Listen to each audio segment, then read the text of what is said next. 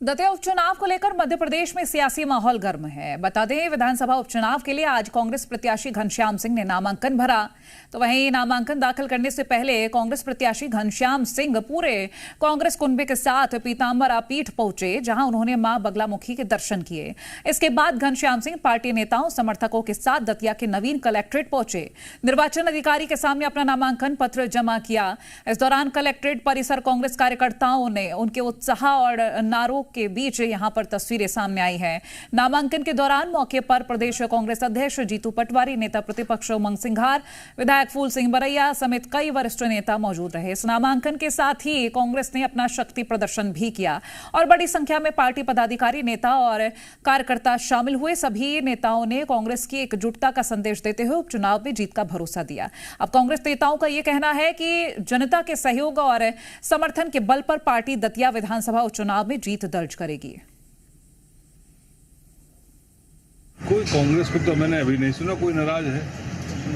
नाराजगी तो जहां है वहां आप लोग खुद ही जानते हो, सड़कों तक हो गई नाराजगी और क्या बताएं। इस घटनाक्रम के बाद से डॉक्टर नरोत्तम मिश्रा राष्ट्रीय स्तर की सुर्खियां बन गए और उनकी शांति क्या कहती है? उनको राष्ट्र में कोई पद दिया जाना चाहिए। नरेंद्र मोदी साहब उनका इस्तेमाल करना चाहिए। कितना चुनौतीपूर्ण रहेगा ये चुनाव?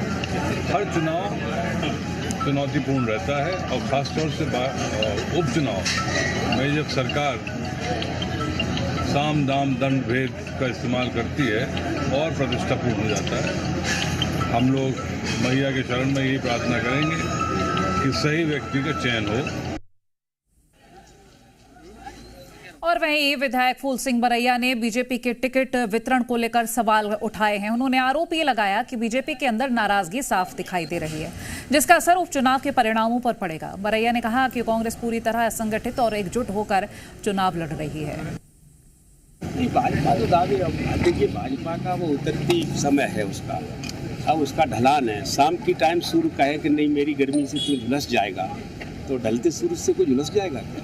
तो भाजपा का ढलता सूरज। सर, अभी भी कांग्रेस में गुटबाजी देखी जा रही है, इसको आप कैसे रोकेंगे? कांग्रेस में गुटबाजी सिर्फ भाजपा को देखती है, कांग्रेस में कोई गुटबाजी नहीं। कांग्रेस एक साथ लड़ेगी। अब कांग्रेस में बहुत लोग हैं तो कहीं कोई आता नहीं है, यहाँ नहीं आ पा रहा है, उसको गुटबाजी कहने लगती है। गुटबाजी नहीं है, बिल्कुल एक साथ लड़ेगी। और दतिया उपचुनाव को लेकर मुख्यमंत्री डॉक्टर मोहन यादव की भी प्रतिक्रिया सामने आई है। सीएम ने कांग्रेस पर तंज कसते हुए कहा कि चुनाव में कांग्रेस फिर पराजय का मुंह देखेगी। कांग्रेस कब मौजूद नहीं रही देश में? कांग्रेस हर जगह मौजूद और हर जगह झाड़ू लगती रही।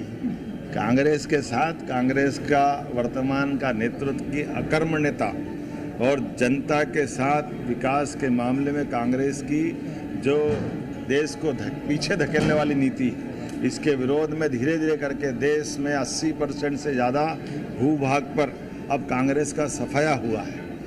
अब हम कांग्रेस को एक तरह से अतीत की पार्टी की तरह से देखने की तरफ पूरा देश लालायित होता दिखाई दे रहा है। कारण कांग्रेस अपनी विभाजनकारी नीति, हिंदू मुसलमान में बांटने वाली नीति और यथास्थितिवादी नीति, नवाचार, नए विचार, नई क्षमता, युवाओं की अपनी सारी क्षमताओं पे कुठाराघात करने वाली पार्टी के नाते से कांग्रेस को पहचाना जाता है। पीतांबरा की पीठ से दतिया के चुनाव से मध्य प्रदेश फिर और तेज गति से आगे बढ़ेगा और हमेशा की तरह कांग्रेस फिर पराजय का मुख देखेगी। बहुत बहुत धन्यवाद। एक तरफ कांग्रेस ने जीत का दावा किया है तो वहीं दूसरी तरफ बीजेपी ने भी दतिया में शक्ति प्रदर्शन किया है। तो दतिया विधानसभा सीट पर हो रहे उपचुनाव के लिए नामांकन के अंतिम दिन बीजेपी ने पूरी ताकत झोंक दी। दतिया उपचुनाव के लिए बीजेपी उम्मीदवार आशुतोष तिवारी ने नॉमिनेशन किया।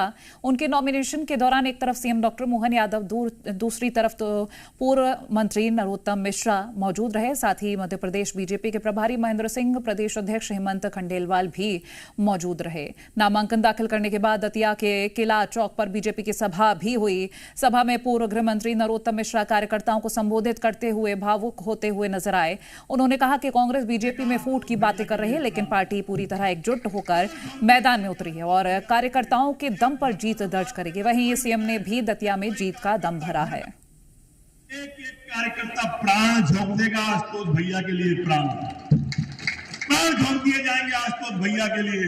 ये भ्रम और मुगालते में कोई नहीं रहे कि कोई कार्यकर्ता घर बैठेगा। 16 तारीख से स्वयं यहीं पे डेरा जमाएंगे सारे कार्यकर्ताओं के साथ में।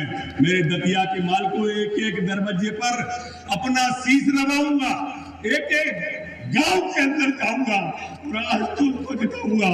धन्यवाद।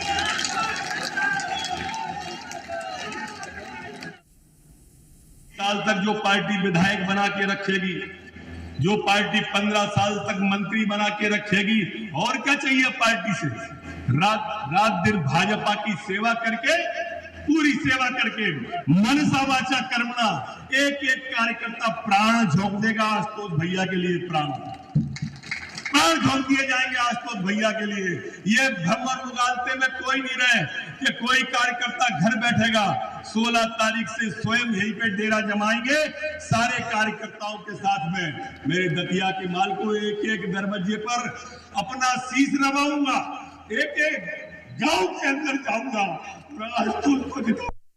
मेरी अपनी ओर से दतिया के उपचुनाव के नॉमिनेशन फॉर्म में नरोत्तम मिश्रा जी और हम सब ने नॉमिनेशन फॉर्म भरा है। भारी बहुमत से जीतेंगे। एक एक कार्यकर्ता। तो ये तस्वीरें हम आपको दिखा रहे हैं। आशुतोष तिवारी के समर्थन में सभा को संबोधित कर रहे थे नरोत्तम मिश्रा और उसी दौरान भावुक हो उठे, उनकी आंखें नम हो गईं।